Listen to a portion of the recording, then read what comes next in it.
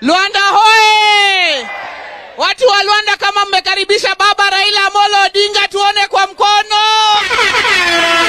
Asante sana. Sisi leo tumekuja kuleta ujumbe wa baba na kuambia ya kwamba kama mtu analeta ahadi sahihi, muangalie kama aliweka zile ahadi zake ambayo alikuwa ametupatia.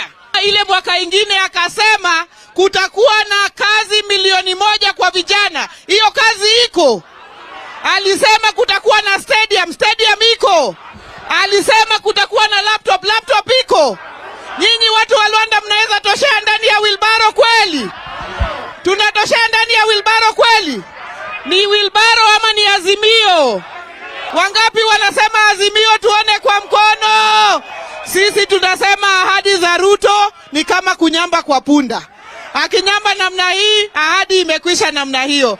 Na huyu mtu anaitwa Mulele ako na mimi kwa komiti ya finance na ni mtu ya maana sana. Watu ya Luanda muangalia yeye mzuri. Na ule Osotsi pia mtu ya nguvu. Asanteni, Mungu awabariki.